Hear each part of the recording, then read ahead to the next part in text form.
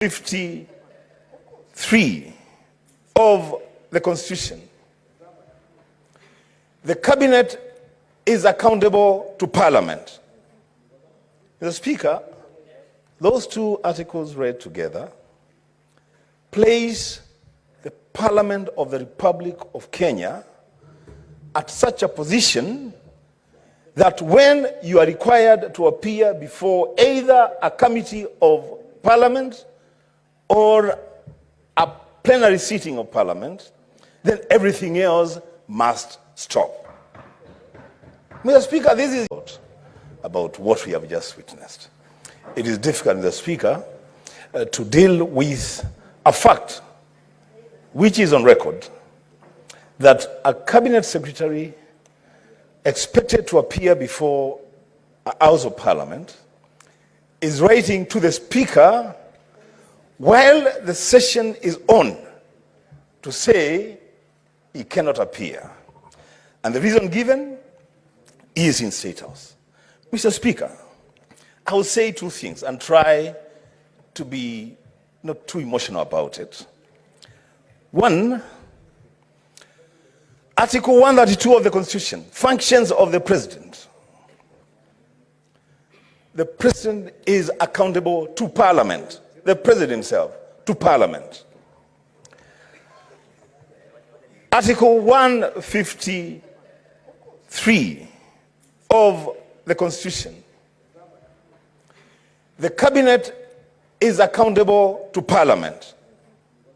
Mr. Speaker, those two articles read together place the Parliament of the Republic of Kenya at such a position that when you are required to appear before either a committee of Parliament or a plenary sitting of Parliament, then everything else must stop.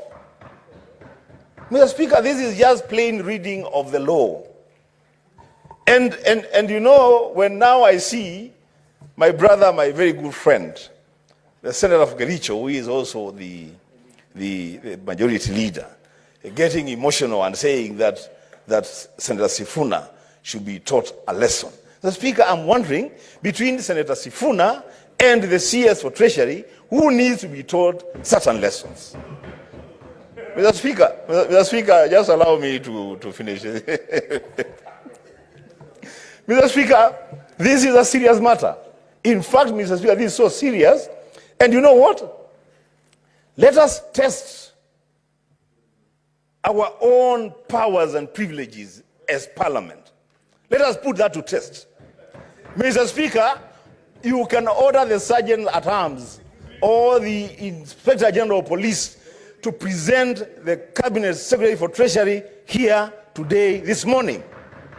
Mr. Speaker, you know, we cannot say that Parliament has been disregarded, and every time that we are disregarded, then we permit those people that disregard the Senate to continue doing their things and doing bad manners. Lastly, Mr. Speaker, Senator Wambua, you should not feel bad when Senator Sifuna says that the CS Treasury is learning bad manners. Point of order, just a minute.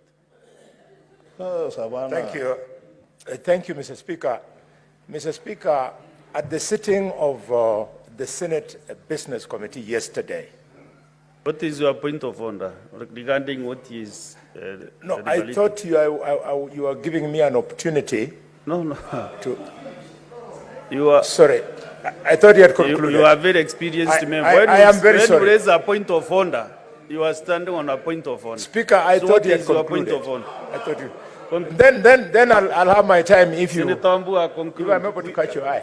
Less than a minute. You know, we defer to Senator Halwale, honestly. Surely, I was on my feet. And you're a leader in this house. Mr. Speaker, we are saying you should actually order Masengeli to bring the Treasury CS here in this house. The Speaker. Lastly, I was saying that, you know, when Senator Sifuna says that the CS Treasury is learning bad manners and bad behavior from the Kenya Kwanza administration, That is a statement of fact. That this administration is very ill-mannered. That's what it is.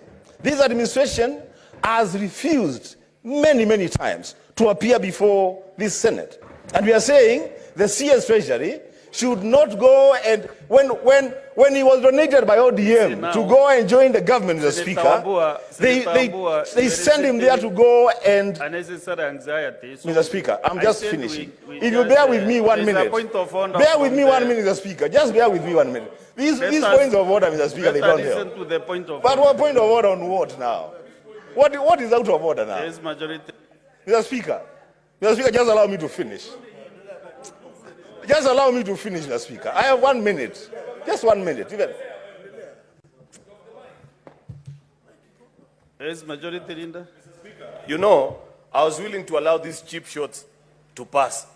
But you have heard Senator Wambua repeatedly refer to me in his statement saying that I'm defending the indefensible. Yet, I pointed to Senator Sifuna that what better evidence do you need that Kenya Kwanza cabinet ministers respect this house, other than the fact that while he was making his complaint, there was a cabinet minister seated here. Therefore, you cannot generalize, Mr. Speaker. Mr. Speaker, if you can protect me from the hecklers, I can make my point, Mr. Speaker. Honorable Senator. But what you are doing is heckling. What better way? Mr. Speaker, it is not a statement of fact what Senator Wambua and Senator Edwin Sifuna are stating, that Kenya Kwanza ministers do not honor summons to this house. I have demonstrated that there is one in the house this morning, Mr. Speaker. Therefore, Mr. Speaker, if one minister fails to appear, Mr. Speaker, if one minister fails to appear, is it a statement of fact, as Senator Wambua is stating, that Kenya Kwanza ministers do not honor summons to this house? I think this minister is... Almost every cabinet minister has come to this house more than 100 times, Mr. Speaker. You know, half the time, first of all, the minority side began by boycotting this exercise. They never used to appear. Probably that's why they don't know that ministers have been coming to this house. Senator, let us make progress now. And my 15 minutes are over. Can you conclude in 30 seconds? You are 30 seconds, Senator Wambua. Mr. Speaker, I was saying, and I'll conclude, that when the CS Treasury was donated by ODM to Kenya Kwanza, I listened to the azimio leader saying that they have been donated to go and teach those people how to do things. They are not supposed to go there and learn bad manners. They are supposed to go there and teach good manners, Mr. Speaker. So it should be produced here in this house. I thank you, Mr. Speaker. Senator Joyce Korir.